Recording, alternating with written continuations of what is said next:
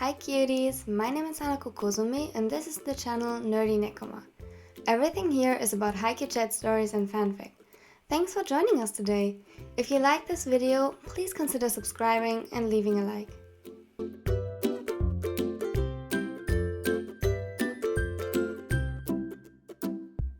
And with that, welcome to today's video. It's called Sleepy Crow and it's a TsukiYamaKageHina Fluff one-shot.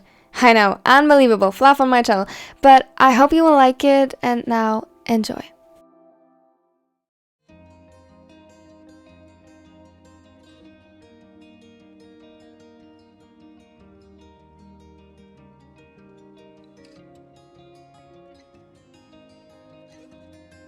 Tsukishima was in the kitchen putting the groceries away he had bought a few minutes prior, when he heard the front door open and shut again.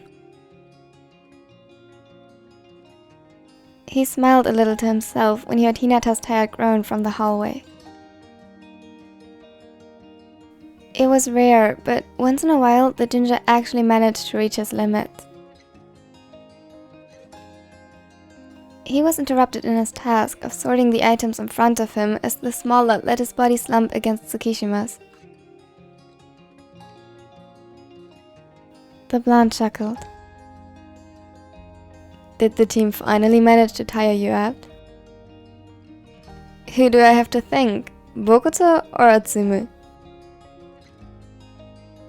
Shut up. I hate you.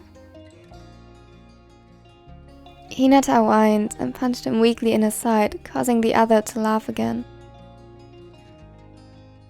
Well, I should better leave you alone then. He loosened Hinata's grip on him and turned around to emphasize his point. The ginger whined and held onto his shirt. No, Tsuki, don't be mean. A pout appeared on the smallest face and made him look too cute to be legal. It made the other want to tease him a little more, but he knew that now wasn't the time nor the place for that.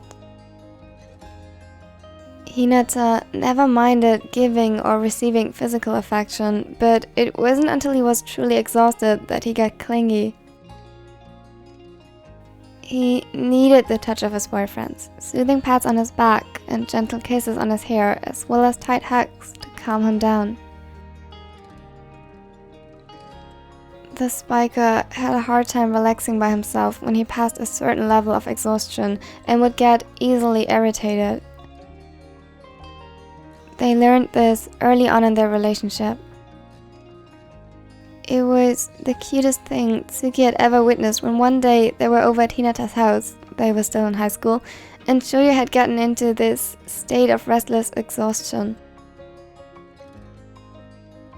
But none of them knew what to do back then.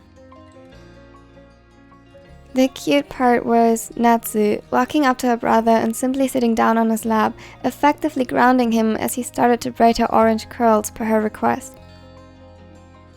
She asked him so innocently, but Tsukishima was sure that she noticed that something was wrong with him. She planned this and looked out for her older brother. It earned her Tsukishima's respect, no matter how annoying the younger could be sometimes. He was grateful that Hinata got to grow up in such a loving family. And even though he would never say it out loud, he promised to look out for him on her behalf ever since they moved in together. So, instead of teasing him further, the blonde turned around and gently cupped Hinata's cheeks, pulling his head closer and placed soft kisses on his hair. Give me 5 more minutes to finish this, and we can cuddle if you like. Hinata grimaced a little, but nodded. However, instead of leaving the kitchen, his arms snuck around Tsukishima's waist again and he hit his face against his back. Sho, I can't finish this if you hug me like that. Yes, you can. How, if I'm allowed to ask? I don't know. Be creative. His grip tightened, and Tsukishima laughed at his logic. He loosened his grip yet again, but before the other could complain, he scooped him up in his arms. He kissed his forehead, enjoying his perplexed expression, and with a few steps, he carried him to the couch, placing him gently on the soft pillows. 5 more minutes, okay? Rest for a bit. Tadashi should be home soon, and then he can cuddle you while I make dinner, or the other way around. What do you think? Hinata said nothing. He seemed a bit conflicted and avoided eye contact. A worried frown appeared on Tsukishima's face. That bad? The ginger still didn't answer, but Tsuki knew better than to take it personally. He rushed to the kitchen and simply settled for putting the things that needed to be kept cold in the fridge before returning in less than 2 minutes. The spiker seemed to be very invested in tracing the patterns on the fabrics of one of the pillows. A method to calm himself, but a slight frown and the hint of tension in his muscles remained. With a few steps, Tsukishima closed the distance between them and climbed onto the couch next to him. Big or little spoon? He already knew the answer. On days like this, Hinata didn't want to be in charge, just to be held. He just wanted to let himself fall into the warm embrace and gentle hands of his boyfriends. Little. The taller complied and wrapped his arms around him and gently caressed the skin on his forearms with his fingertips, following imaginary lines and drawing invisible patterns. He left soft, tender kisses on his neck and nuzzled his nose in the orange strands of hair. They didn't say anything. Every unspoken word was displayed in little gestures and tranquilizing touches. Slowly but surely, Shoya's breathing calmed and he relaxed into Tsukishima's arms. I love you, Kei. A familiar heat rose to his cheeks and he placed another kiss on his neck right beneath his hairline. I love you too, Sho.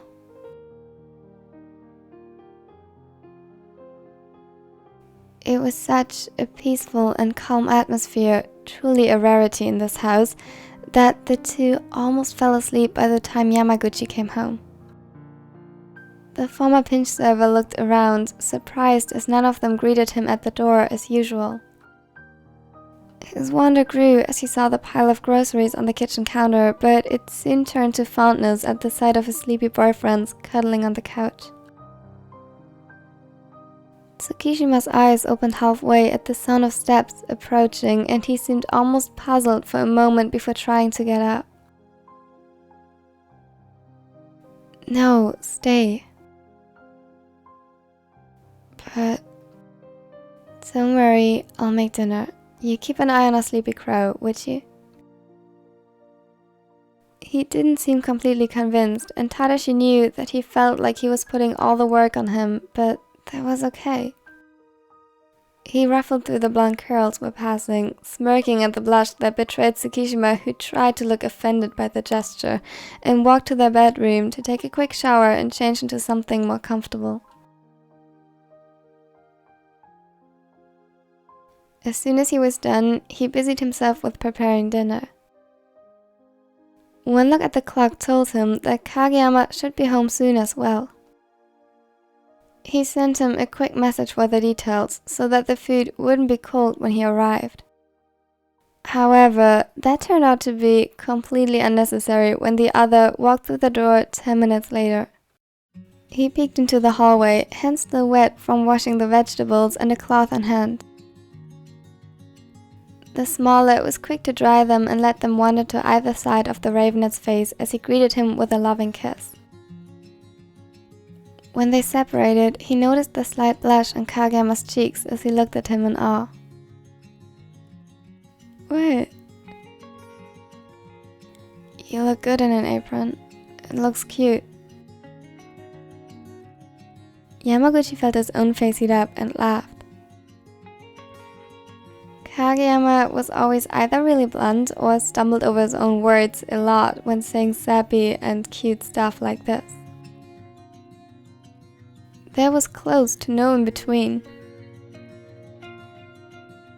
Thank you. I bet you would look good in one as well, so why don't you put one on and help me with dinner? He pulled him down by his collar and placed another kiss on his lips. He winked at him and squeezed his hand one more time before returning to the kitchen. Behind him, he heard a very flustered Kags mumbling something about taking a shower first, and it made his heart flutter to know that he still had this effect on his boyfriends. Soon after, someone joined him in the kitchen, but it wasn't Tobio as expected.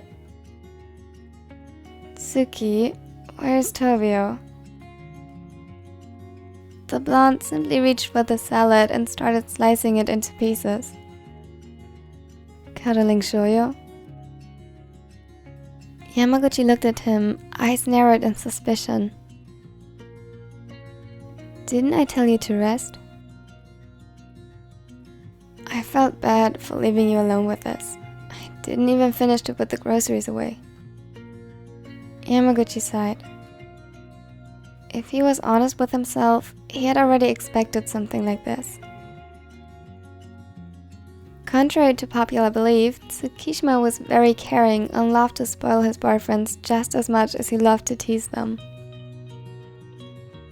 But sometimes he wouldn't allow himself to take a break in favor of taking care of his boyfriends. He took on too much of the responsibility for all of them, which is why Yamaguchi gave him a stern look at his confession. You looked out for shoujo. That was more important. And if it made you relax as well, even better. He tried reaching for the cutting board, but Tsuki caught his wrist and placed feather-light kisses on the soft skin, sensing the calm and steady pulse right underneath the surface. Let me help. Okay. Yamaguchi whined as TsukiYama put the knife aside and pulled him in for a real kiss, hands intertwined to either side of their bodies. That's not kiss. Fair. Kiss. The blonde peppered his face with kisses until he was a flustered mess and his resolve crumbled. Fine, but you are gonna take a bath with Sho later. TsukiYama chuckled. As if that would be a punishment. It's so you finally allow yourself to relax a little and rest. God, I'm dating 3 idiots. He resumed making the dinner as TsukiYama laughed again, placing one last kiss on his neck. Thanks for looking out for me. Of course. Dinner came around and Hinata somehow convinced Kageyama to sit on his lap while eating.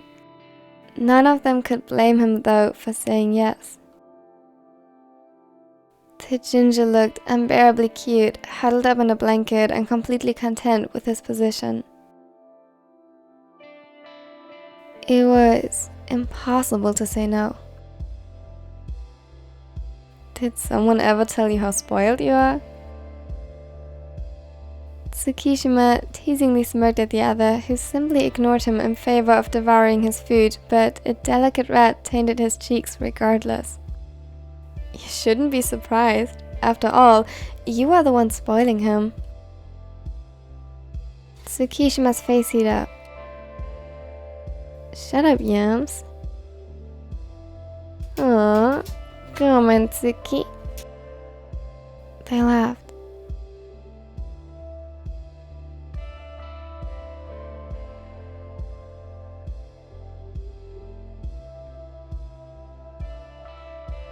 Thank you for watching to the end. I hope you liked it. I know the fluff isn't my usual.